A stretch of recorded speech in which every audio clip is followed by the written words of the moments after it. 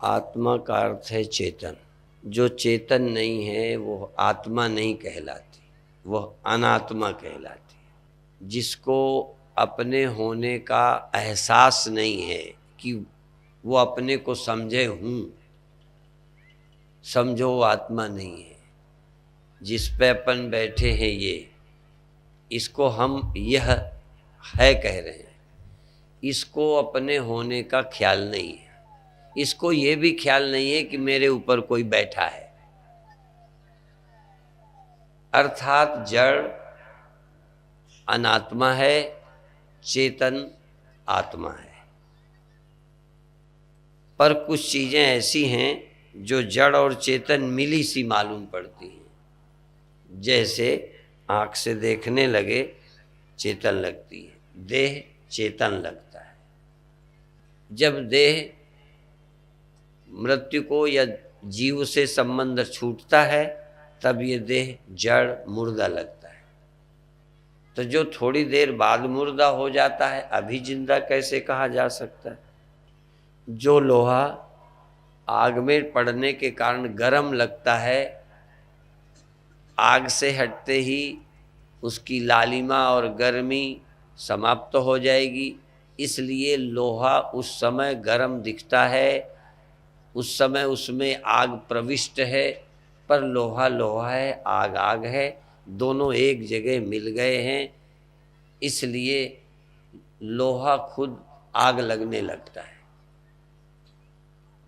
आग लोहा नहीं है, लोहा आग नहीं है। इसी तरह से चेतन जड़ नहीं है, जड़ चेतन नहीं है, पर जड़ चेतन इकट्ठे हैं। जड़ चेतन ही ग्रंथि परि गई, यद्यपि मृषा छूटत कठिनई। चेतन इस जड़ के साथ है तो यह जिंदा लगने लगता है। चेतनता वो भी चेतन नहीं, चेतनता। जीव जब इस देह का त्याग कर देता है, या जो जीव चिदाभास इस देह में रहता है तो ये चैतन्य लगने लगता है। जब जीव को नींद आ जाती है तो ये देह तब भी मुर्दा पड़ा रहता है, सोया पड़ा रहता है। इसको पता ही नहीं होता कि हम कहाँ पड़े हैं। देह होते हुए जब तुम्हें नींद आती है, तुम्हें, देह को नहीं, तुम जब सो जाते हो तब देह को पता ही नहीं कि हम पटियाला में हैं कि बिस्तरे में हैं कि जमीन में हैं, हम अकेले हैं या हम किसी के साथ हैं। आपको तो पता रहता है ना? नहीं रहता।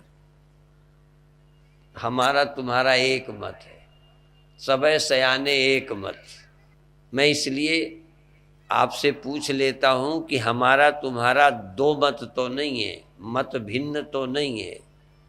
तो यह देह चेतन लगने लगता है, ये पूरा चेतन नहीं है, किसी की चेतनता के कारण लगता है। चलने फिरने लगता है, बोलने लगता है, देखने लगता है, सुनने लगता है, तो यह चेतन नहीं है। अब दूसरा इसके अंदर रहता है, वो भी थोड़ी देर चेतन रहता है फिर जड़ हो जाता है। चेतन रहने का मतलब है जब आप जगते हैं तो देह को जानने लगते हैं, दुनिया को जानने लगते हैं। और आप यदि जगे ही रहते तो कम से कम दुनिया को ना भी देखते तब भी आपको ये ख्याल तो रहता मैं हूं। नींद में तो आपको ख्याल रहता है ना कि मैं हूं।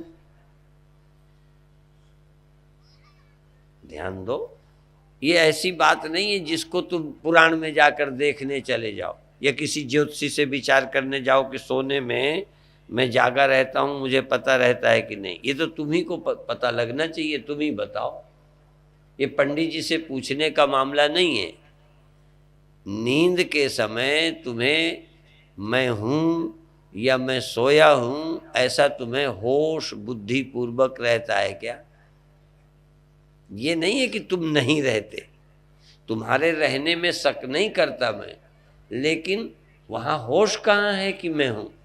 इस समय आपको लगता है मैं हूं, तो कुछ ना कुछ विशेषता के कारण इस समय तुम्हें लगता है मैं हूं, और कुछ ना कुछ परिवर्तन हुआ जिसके कारण तुम नींद में नहीं सोचते कि मैं हूं। और उस समय तुम किसी बात को नहीं डरते, क्योंकि डरने के लिए हूं तब डरूं, हूं तो मरने का डर, हूं तो गरीब हूं तो मैं कमजोर हूं, पिछड़ा हूं तो मैं धनी हूं। जब हूं यही होश नहीं तो धनी कैसे होगे? ये कपड़ा है तो इसमें कोई रंग लगा दोगे? मान लो कपड़ा ही गायब होगा तो रंग किसमें लगा दोगे? धनी का रंग, गरीबी का रंग, पुरुष स्त्री का रंग, यह अभिनिवेश कि मैं दुखी हूं, ये दुखी तब हो जब होने का होश होगा तभी तुम दुखी होगे। तुम्हें होने का होश ना हो, तुम दुखी होके दिखा दो तो मैं तुम्हारा चेला बनूं। अभी सूचना हुई कल मंत्र लेने की, दीक्षा लेने की, तो मुझे ख्याल आ गया कि मैं भी चलो किसी से ले लूं, तो मैं तुम्हारा चेला बनूंगा, तुम मेरे बनो ना बनो। लेकिन शर्त है, हम बेशर्त नहीं बनेंगे। शर्त हमारी ये है कि तुम्हें अपने होने की खबर ना हो और तुम धनी हो जाओ, तुम्हें अपने होने का पता ही ना हो और मरने का डर लगे। इसलिए नींद में तुम मरने को बोलो डरते हो? नहीं डरते हो। गहरी नींद में, स्वप्न नहीं कहा मैंने, स्वप्न में तुम होते हो, स्वप्न में तुम्हें होने का पता होता है। और दूसरे और बताऊं, तुम हो और तुम देह ना हो तब भी मरने का डर नहीं होगा। तुम्हारा देह हटा लिया जाए और यदि तुम्हें अपने होने का पता बना रहे, ये जो समाधि लगाते हैं वो भी इसीलिए कि हमारा आंखें ना हो, देखना ना हो, सुनना ना हो, देह की शुद्ध बुद्ध ना हो और मुझे होने का पता हो। तो जब मैं निराकार हूँगा, देह नहीं हूँगा, तो उस मैं को कौन मारेगा? उस मैं को कैसे सांप काटने आएगा? सांप काटने के लिए भी मेरे पास मन चाहिए, मेरे मन में सांप की स्मृति चाहिए, तब डर लगेगा। सांप न होने पर सांप की याद चाहिए, और याद बिना मन के नहीं हो सकती। यदि मेरी चित्तवृत्तियां सर्प में न जाएं, मेरे मन में भूत का ख्याल ना आए, तो डर ही नहीं लगेगा। चाहे भूत हो या ना हो, होने वाले भूत से ज्यादा डर नहीं, होने का, भूत के होने के ख्याल से डर लगने लगता है। तुम्हें बता दिया जाए, एक को न बताया जाए, न बताने वाला तुमसे ज्यादा डरपोक निकल जाएगा। और यदि बता दिया जाए तो बड़े बड़े बहादुरों का दिल धड़कने लग जाए, क्योंकि औरों से तो गोली से निपट लें, भूत से तो गोली से भी नहीं निपट सकते, बंदूक से भी नहीं निपट सकते। बड़ा खतरनाक होता है भूत। अब भूत का अर्थ होता है जो है नहीं, समाप्त तो हो गया है, उसका नाम भूत। जो नहीं रहा फिर भी दिमाग में घुस जाए, डरवाता रहे याद से, कल्पना से, तो जितने दुख हैं, भय हैं, उनका हेतु है ज्ञान। यदि तुमको देह होने का ज्ञान ही ना हुआ हो तो मरने का नहीं हो सकता। और स्वप्न में भी यदि तुम्हें देह होने का ख्याल ना हो तो सांप काटने नहीं आएगा। मान लो जागृत के परीक्षित की बात छोड़ दो, स्वप्न में परीक्षित को सांप काटने आया तो डर लग रहा है। स्वप्न में परीक्षित आदमी है, सांप का डर लगता है। यदि नींद खुल जाए तो न वो परीक्षित है न सांप है। या तो जाग जाए या फिर समाधि में चला जाए। जागना दो तरह का होता है, एक में स्वप्न के देह से हटकर मैं जागृत के देह में आ गया, ये स्वप्न चेंज हुआ है, स्वप्न बदला नहीं, वह स्वप्न समाप्त नहीं हुआ। जगत है जागृत का स्वप्न, निरख तू सत्य स्वरूप अपना, छोड़ अब देहो हम जपना।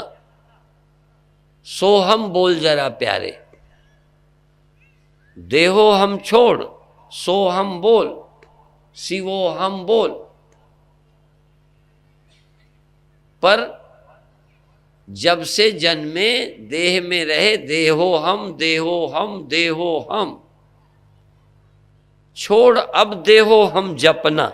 ये मंत्र तेरा चलता ही रहता है, ये अजपा से ज्यादा जपता है।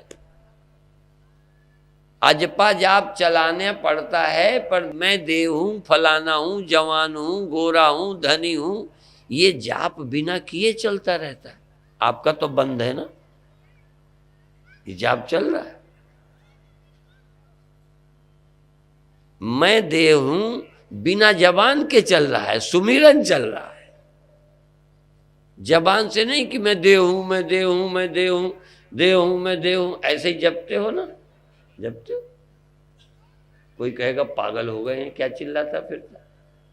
पर दिन रात यही भाव है कि मैं ये हूं, फला का पति हूं, फला का भाई हूं, मने आदमी हूं, देह हूं। कोई चेतन हो क्या? आप आत्मा हो क्या? इसलिए ये जो देहो हम का जाप चल रहा है, इसकी जगह शिवोहम का जाप चले, चैतन्यो हम का जाप चले। अभी आकारो हम, साकारो हम, ये जाप चलता है। मेरा आकार है, ये मेरा रूप है। फिर जाप चले मेरा रूप नहीं है, मेरा नाम नहीं है, मैं अरूप हूं, मैं निराकार हूं, मेरा कोई आकार नहीं, मुझे चेतन का कोई आकार है। और भी बताओ, मन का पहले आकार बता दो। तुम मन का आकार बता दो, मन का रंग बता दो, मन की मोटाई बता दो, लंबाई बता दो, चौड़ाई बता दो, मन का गोरा काला रंग बता दो। तुम मन का नहीं बता सकते तो आत्मा का क्या करोगे? आत्मा कैसी है जब मन का ही पता नहीं चलता? हाँ, मन परेशान करता है, मन दुखी करता है, मन में क्रोध है, ऐसा तो पता चलता है, पर क्रोध कैसा है? यदि मैं आपको आंखों से पूछूं कि क्रोध का रंग कैसा है, क्रोध कितना बड़ा होता है, कम ज्यादा होता है? कम ज्यादा का पता क्रोध का चलता है, तुम जान जाते हो आज बहुत क्रोध है। आप अपने मन को जानते हैं, मन के क्रोध को जानते हैं, मन के काम को जानते हैं, मन के लोभ को जानते हैं, फिर भी मन का आकार नहीं है। मन इंद्रियों का विषय नहीं है, मन आंखों से नहीं दिखा, मन गया। जैसे मान लो आपका मन कहीं चला गया, चलो हरिद्वार चला जाए या हरमंदर साहब चला जाए। अब मन आपका गया तो आपने जान लिया कि नहीं? कभी भेजना और फिर पूछना गया, पता चला कि नहीं? जब पता चले तो पूछना कि इसको आंखों से देखा है कि तुमने डायरेक्ट देख लिया, मन वहां गया। आंखों से देख ही नहीं सकते। तो जब मन गया वो आंखों से नहीं दिखता, तो मन के देखने वाला साक्षी तुम्हें इंद्रियों से कैसे दिख जाएगा?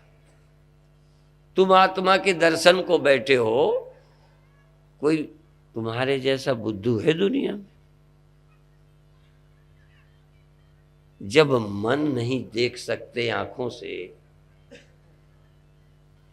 या मन को देख के बताओ आंख से। आपने स्वप्न कभी इन आंखों से देखा है? पर देखा है, स्वप्न हुआ है, वो किसने जाना है? उस स्वप्न के देह को, इंद्रियों को, मन को, सारी सृष्टि को कौन जानता है? तुम्हें भ्रम है कि सब आंखों से देखा जाता है, बहुत बड़ा भ्रम है। आंखों से तो सिर्फ रूप देखा जाता है।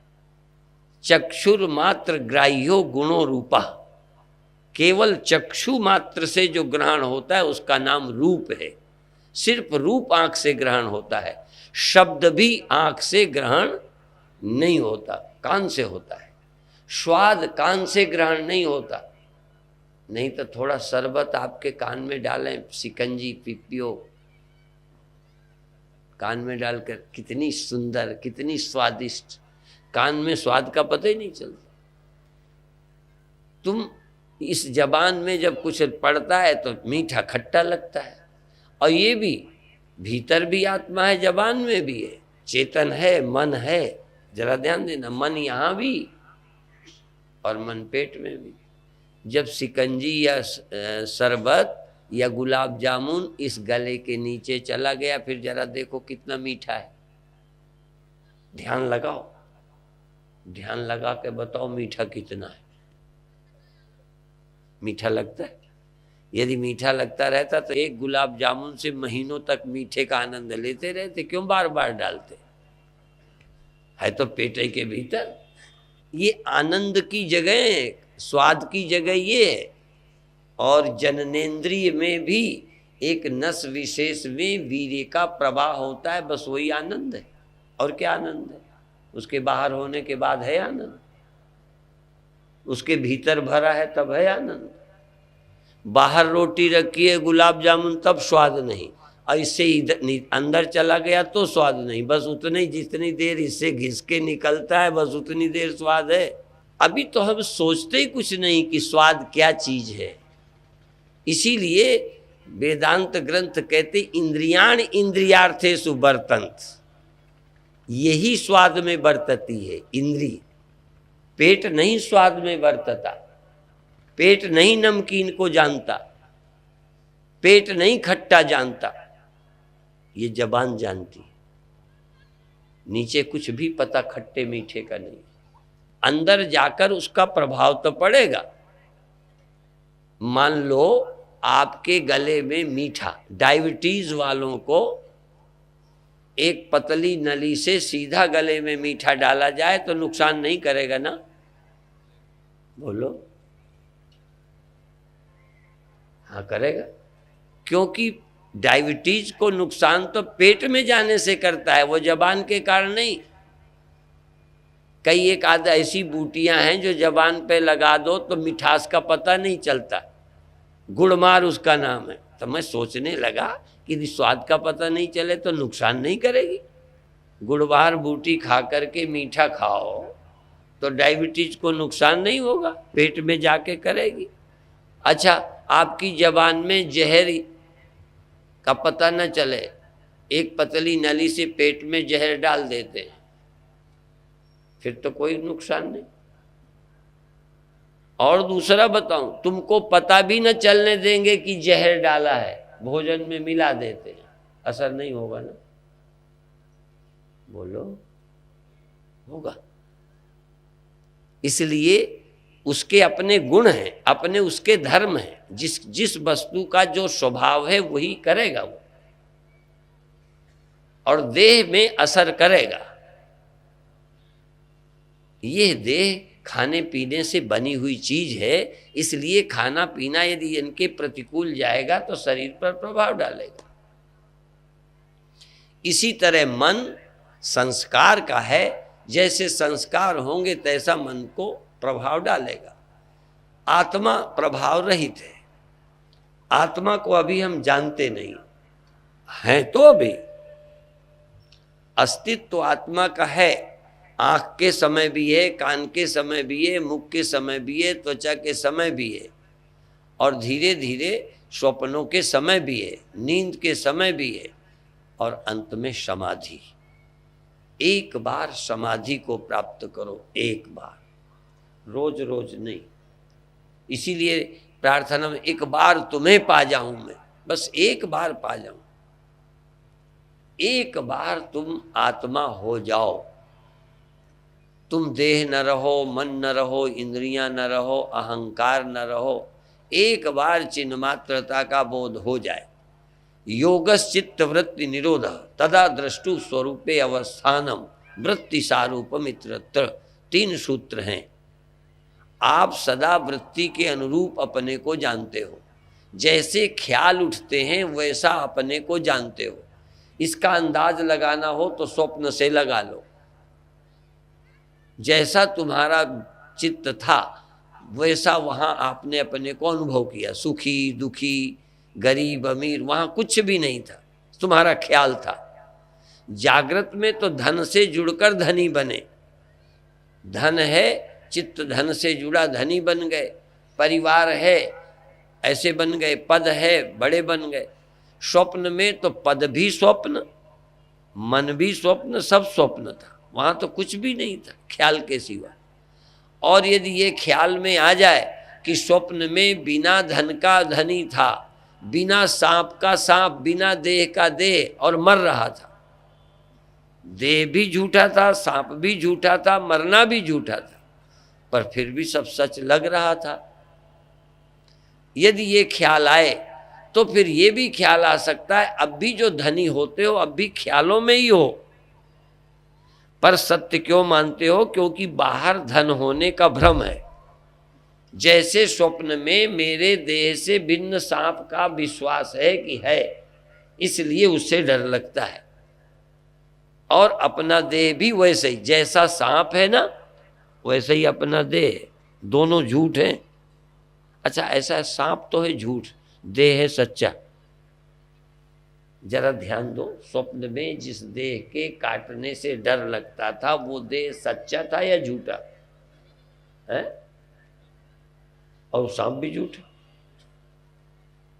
यदि झूठे देह से झूठा सांप तुमको सच्चा लगता है, झूठी आंखों से झूठा सांप सच्चा लगता है, इस समय भी ये माया के मन से माया का जगत सच्चा लग रहा है।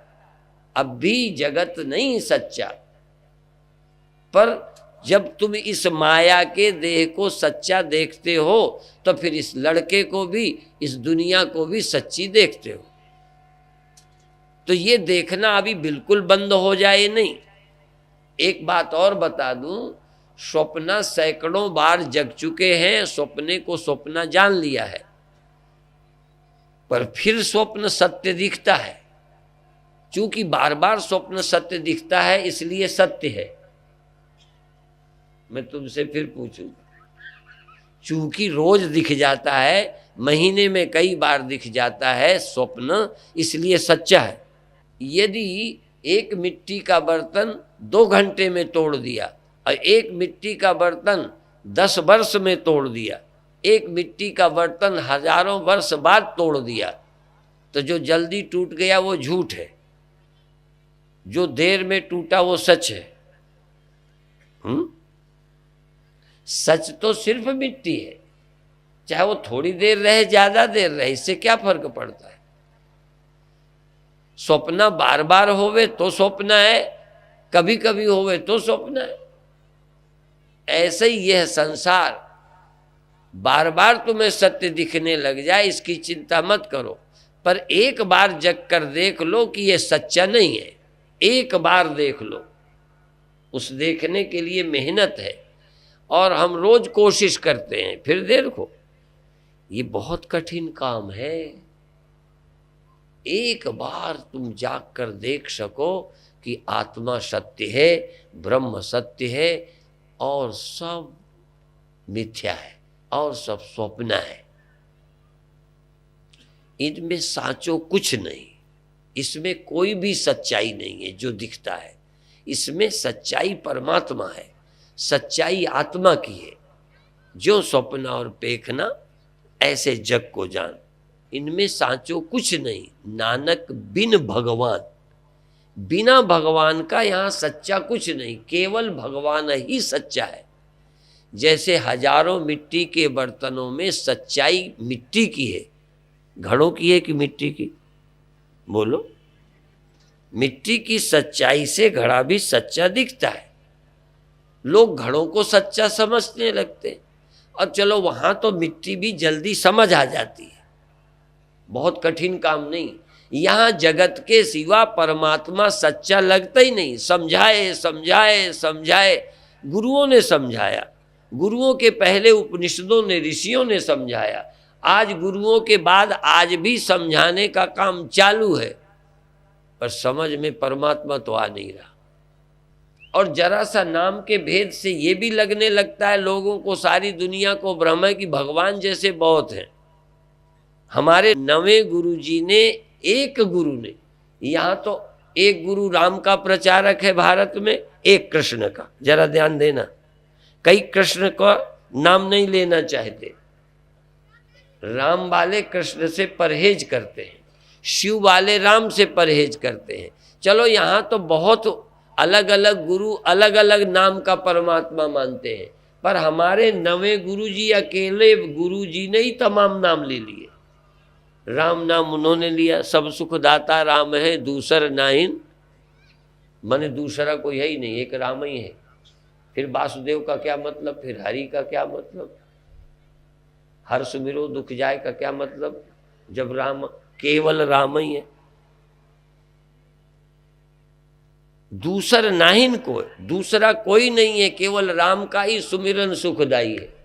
और कहो कह दें कि हर का सुमिरन करो, कहीं कह देंगे गुण गोविंद गायो नहीं जन्म। अब लोग तो नवे गुरु जी के लिए गोविंद और राम और हर अलग अलग है, एक ही परमात्मा का अलग अलग नाम रखा हुआ है। सब में जो रहता है सत्य, उसी का सुमिरन करना है। चाहे राम नाम से उसका सुमिरन कर लो सत्य का, चाहे उस सत्य का गोविंद नाम से सुमिरन कर लो। क्योंकि यहाँ कहते सब गोविंद है, सब गोविंद है, गोविंद बिन नहीं कोई। इसका मतलब सत्य ही सब रूप होता है। जैसे सब घड़ों में सब मिट्टी है, सब मिट्टी है, सब मिट्टी है, मिट्टी बिन नहीं कोई। बात समझ में? तो फिर सब गोविंद का क्या मतलब है कि एक गोविंद ही सब रूप में है। तो अब और की क्या जरूरत? यदि गोविंद को तुम उस सत्य के रूप में देख लो तो नए किसी भगवान की जरूरत ही नहीं। कोई राम के रूप से उसे समझ ले, बात खत्म हो जाती है। कोई अकाल पुरुष जिसका काल नहीं होता, पर सब काल में जितनी है इन सब में वही रहता है अकाल पुरुष। वो निरंकार सब आकारों में रहता है। तो निरंकार वही, राम वही, वासुदेव गोविंद वही, हर वही। हर सुमिरो दुख जाए। यहाँ राम सुमिरने से दुख जाता है, यहाँ हर सुमिरे दुख जाए। इसका लगता है जैसे गुरुओं का भी कोई ठिकाना नहीं, कभी क्या कहते हैं कभी क्या कहते हैं। अच्छा, गुरुओं का ठिकाना नहीं कि तुम्हारी समझ का ठिकाना नहीं है? तुम्हारी समझ गड़बड़ है कि गुरुओं का कहना गड़बड़ है? हाँ, आपकी समझ ठीक है, वही गड़बड़ है। धोखा उनसे पड़ जाता है।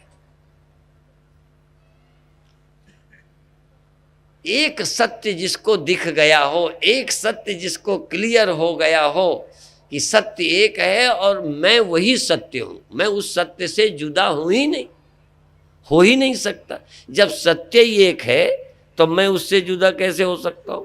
ये दुनिया उससे जुदा कैसे हो सकती है? फर्क समझ लो। वही एक सत्य से दुनिया हुई, उसी एक सत्य से मैं हुआ। पर उस एक सत्य से सब हुआ है, ये हम जान सकते हैं, यह नहीं जान सकता। जिससे मैं हुआ उसी से ये हुआ, पर यह उसे नहीं जानता। पर और तो छोड़ो, यह उसे नहीं जानता, ये अपने को ही नहीं जानता। पंडाल को अपने होने का ही पता नहीं, उसके होने को क्या जाने। हुआ उसी से है, पर उससे हुए के अलग अलग स्वभाव गुण है। उसी एक से हुआ जगत, पर जगत को जगदीश का पता नहीं। उसी एक से हुए कीड़े मकोड़े, उनको अपना भर पता है कि हम हैं, जी रहे हैं, भगवान का पता नहीं। उसी एक से मनुष्य हुए हम तुम, इनमें भी कई को अभी उसकी जरूरत ही नहीं है। इनमें कोई कोई भाग्यशाली जो उसको जानना चाहता है, और उसी ने ये जान लिया है कि परमात्मा के सिवा और कोई सच्चा नहीं, और मैं स्वयं भी वही हूं, उससे अलग नहीं हूं।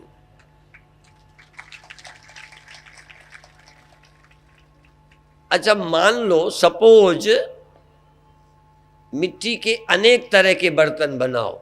एक बनाओ पेड़ की तरह जिसे मिट्टी का पता ही ना हो। एक ऐसे भी बर्तन बनाओ जो पशुओं की तरह जिंदा तो हो और रहता उसी मिट्टी में हो, बना उसी मिट्टी से हो, पर उसका कोई मतलब ना हो। उसी में कुछ मनुष्य बना दो उसी मिट्टी के घड़े की तरह, पर इसको पहचानने की अकल हो। मान लो कोई घड़े जैसा इंसान हो और वो मिट्टी को पहचाने तो क्या समझेगा? उसके सिवा कोई और है? और जिसने पहचाना वो क्या है? जिस घड़े ने मिट्टी को पहचाना स्वयं क्या है बोलो? और बाकी जो और हैं क्या हैं? उसके सिवा है कोई?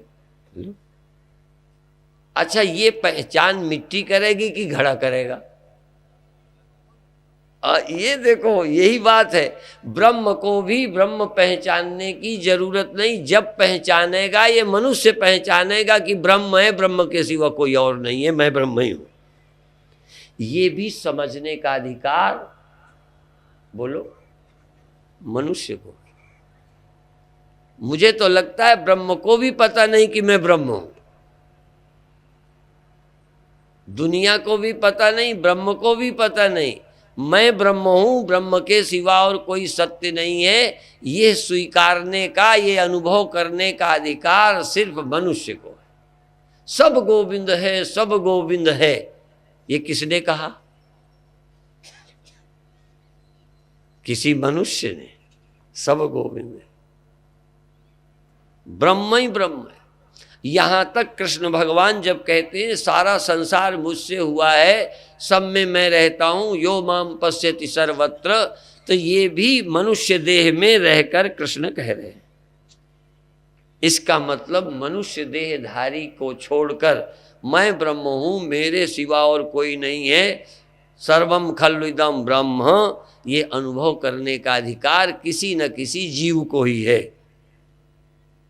तो आप तो नहीं अनुभव करोगे ना? करोगे? अच्छा, तुम करोगे कि ये अनुभव भगवान करेंगे? उन पे छोड़ दो, तुम करते रहो अनुभव। अच्छा, घड़े होने का ख्याल जिसको है, मरने का ख्याल जिसको है, उसी को ये ख्याल करना है कि हम मिट्टी हैं। बोलो, बात समझ में आई? जिसको ये ख्याल है कि मैं आदमी हूं, मर जाऊंगा, जिसको ये ख्याल है मेरे तेरे के दुख पकड़े हैं, उसी को तो उस सत्य को जानना है कि कहां मेरा तेरा है, एक है। दूसरे का स्मरण क्यों करते हो? दूजे का स्मरण मत करो, एक का स्मरण करो जो सब में है। ये स्मरण का बल, स्मरण की योग्यता, एक स्मरण की जरूरत मनुष्य में होगी।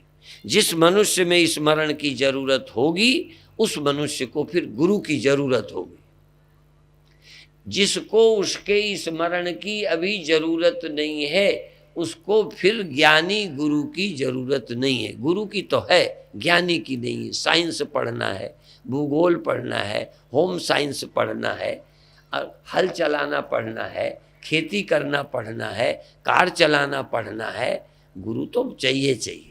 हमको सब कुछ सीखना है, परंतु जिसको भगवान के सुमिरन की जरूरत है, हरि के स्मरण की जरूरत है, भगवान को जानने की जरूरत है, सब में ब्रह्म है ऐसा समझने की जरूरत पड़ गई। मरने से छूटने की जिसे जरूरत है, और मरने से छूटने के लिए डॉक्टर की जिसे जरूरत नहीं है, ये जरा ध्यान रखना। मरने से बचने के लिए जो डॉक्टर तलाश रहा है, वो अभी गुरु की जरूरत नहीं है उसे। गुरु की जरूरत उसे है जिसको मरने से बचने के लिए डॉक्टर भी बेकार लगता है। आपको डॉक्टर बचाएगा ना? मैं इलाज की बात नहीं कहता, और डॉक्टर बचाते हैं तो पहले अपने बाप को बचावें। बैठे हों तो नाराज ना हो, उनके बाप थे कि नहीं, कहेंगे तब हम डॉक्टर नहीं थे। तो हमने कहा अब तुम्हारे घर में कोई तो न मरेगा, मरने की दवा है किसी के पास? तो ये मरने का दुख न डॉक्टर से जाएगा, न वैज्ञानिक से जाएगा, न किसी नाच गाने वाले कलाकार से जाएगा। पर जब मैं ये कहता हूँ तो नाचने गाने वाले कलाकार नाराज न हो, तुमसे आनंद आता है, देखने में मजा आता है, मन लग जाता है, बहुत फायदे हैं तुम्हारे, नाचो गाओ। लेकिन मृत्यु विषयक भ्रम, इसलिए जन्म मरण दुख जाने वाली बात। जो कोई जन्म मरण को डरे तो साधु जना की शरणी पड़े। साधु माने लाल कपड़े वाले के ना, साधु माने केस धर, साधु माने जो बिल्कुल सफा चट घोटे घोटाए, जिनके चोटी तक नहीं, एको बाल नहीं, जो रोज घिसते हैं, उनके सिर भी माथे और सिर बराबर एक जैसे नहीं, वो एक के तो यहां तक बाल नहीं थे, तो मुंह धोवे, कहने लगे मुंह धो लो, तो कहने लगे मुझे पता ही नहीं कि मुंह कहां तक है, सब एक ही जैसा पड़ा है।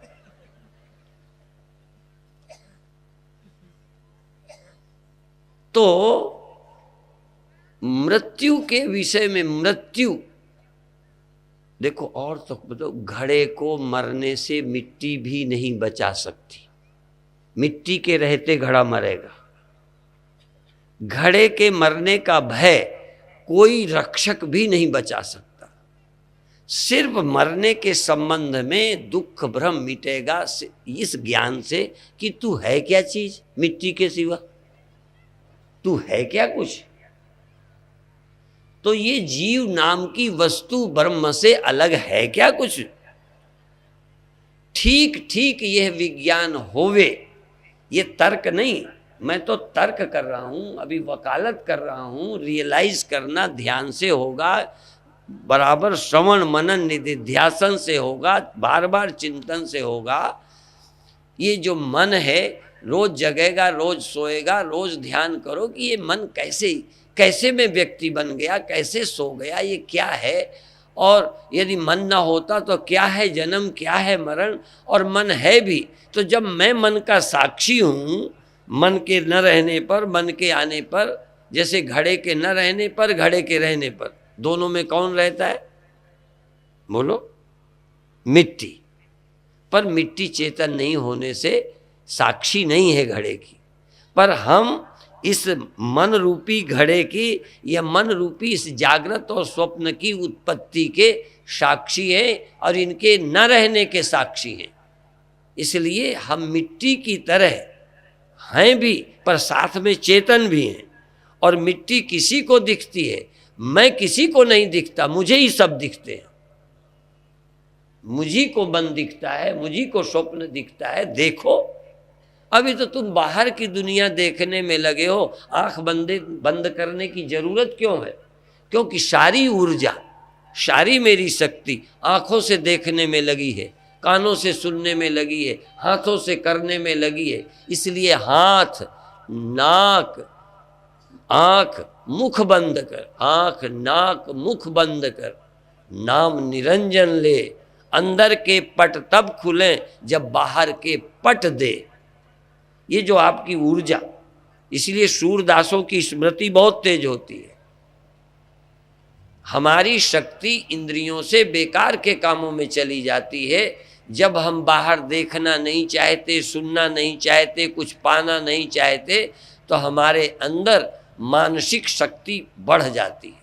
और तब हम ये देख सकते हैं कि सब परिवर्तनशील है, ये बनता मिटता है। ये कितने बुलबुले बने, कितनी लहरें बनी, और इन सब लहरों को बनने मिटने को कौन जानता रहा? मैं जानता रहा, मेरी उपस्थिति रही। तो जल की जगह मैं हूँ। वहाँ जल जब बताते हैं समझ नहीं आता, मैं जल की जगह हूँ, बाकी सब हरकतें लहर की तरह हैं। और इन लहरों का उपादान भी मैं हूँ, साक्षी भी मैं हूँ, होती भी मुझी से है, दिखती भी मुझी को है। वहाँ जल से होती हैं पर जल को दिखती नहीं। बर्तन मिट्टी से होते हैं, मिट्टी बनाती नहीं, मिट्टी से बनते नहीं, कुम्हार बनाता है। और मिट्टी को पता भी नहीं घड़ा बना है, कुम्हार जानता है। पर यहाँ मुझसे ही होता है, मुझी को दिखता है। इसलिए मैं ही उपादान हूँ, मैं ही निमित्त हूँ, मैं ही इसका साक्षी हूँ और मैं ही इसका अधिष्ठान हूँ। मैं ही ऐसा हूँ जो पैदा नहीं होता और नहीं मरता हूँ। न पैदा होने वाला, न मरने वाला, चौथे आसमान में, सातवें आसमान में, या अकाल पुरुष या सचखंड कहीं और नहीं रहता। मैं स्वयं सच और मैं ही सचखंड हूं जहां सबका निवास रहता है। ये बात कोई ऐसी नहीं है, ये तो बचकाने लोग हैं जिनको पता नहीं है। और गुरुओं का यही संदेश है कि वो समझे इसी जीवन में। मैं अमेरिका गया था तो बीचे साल कुछ सरदार मिले, मेरा प्रवचन सुना, बहुत प्रभावित रहे और कोई गुरबाणी का शब्द बताया जो मुझे नहीं पढ़ने को मिला कि ये गुरबाणी में कहाँ है, पर उन्होंने कहा ये गुरबाणी में अंकित है और किन्हीं गुरु का ही बताया। दो भक्तों की वाणी होती है, गुरुओं की होती है, तो हो सकता है किसकी हो वो तुम समझो, पर उन्होंने कहा जीवत समझो, जीवत बूझो, जीवत करो प्रयासा। जीवत समझो, जीवत बूझो, जीवत करो प्रयासा, मोया मुकत जो कहे झूठा दे धरवासा। जो मरने पर मोक्ष कहता है वो झूठा है, मरने पर भगवान मिलेगा झूठ है। भाई घड़ा न रहने पर मिट्टी मिलेगी, घड़ा रहने पर कौन सी तकलीफ है मिट्टी को? अभी क्यों नहीं मिल सकता परमात्मा जब अभी मौजूद है? और जिनको अभी अकल नहीं है देखने की, मरने पर अकल आ जाएगी। मरना कोई अकल लाने का तरीका है? जो जागृत में नहीं देखे वो सोने में ब्रह्म को प्राप्त हो जाएंगे। यद्यपि कहा है सोते समय जीव ब्रह्म में एक हो जाता है, जैसे घड़ा फोड़ दो तो मिट्टी से एक हो गया, लेकिन पता भी चल गया ना कि एक हो गया? नहीं, यही तो बात है। और पता चलना ही मिलना है, मिलना मिलना नहीं है, मिलने का पता चलना ही मिलना है। इसलिए नींद में अनेकता नहीं रही, नींद में तुम ब्रह्म में लीन भी रहे, पर तुमको कभी नहीं पता चला कि नींद में हम ब्रह्म में लीन थे। घड़े को पता ही नहीं चला कि हम मिट्टी में मिल गए, फिर जब खड़ा हो गया फिर घड़ा, फिर लीन हो गया, फिर जागा फिर घड़ा। मिट्टी होता ही नहीं कभी, जब सोता है तब भी नहीं होता, जब जगता है तब तो घड़ा है ही है। जागे तो आदमी है, सोए तो कुछ नहीं, जिए तो मनुष्य हैं, देह हैं या गधा हैं या सुअर हैं, और मर गए तो कुछ पता ही नहीं। माने हम ब्रह्म को कभी प्राप्त नहीं होते। इसलिए ब्रह्म को जब भी कोई प्राप्त होगा ब्रह्म ज्ञानी ही प्राप्त होगा, और ब्रह्म ज्ञानी ही किसी को ब्रह्म ज्ञान कराएगा तब प्राप्त होगा। इसलिए ब्रह्म की प्राप्ति का रास्ता गुरु है। तभी मैंने आज शुरू किया कि जिनको उसके स्मरण की, उस ब्रह्मता के अनुभव की जरूरत होती है, उसी को गुरु की जरूरत होती है। नहीं सिद्ध की होती है, डॉक्टर की होती है, तांत्रिक की होती है, लड़का को बचाने के उपाय की होती है, और वो करो, वो उपाय मना नहीं है, लेकिन उससे आज नहीं कल, अभी नहीं कभी, वो तो बकरे की माँ कब तक खैर मनाएगी? कोई ना कोई सेवा करने वाला मिल ही जाएगा, वो तो खत्म होना है। ये जो कुछ दिखाई देता है, जो दिसे सो सकल विनाशी, सवाल ही नहीं है कि इसको तुम बचा लो। आज तक जो इस दुनिया में आया है, अच्छा चलो पीर, पैगंबर, तीर्थंकर, बुद्ध, महावीर, ठीक है ना? अभी हमारे गुरु जी, हम रहेंगे ना? जिसको आप कहते हो ये रहेगा, और जो रहेगा और वो तो एक ही है, सब जगह रहता ही है, वही रहा है, वही है और वही आगे भी रहेगा। वो तो दूसरा है ही नहीं, एक ही है।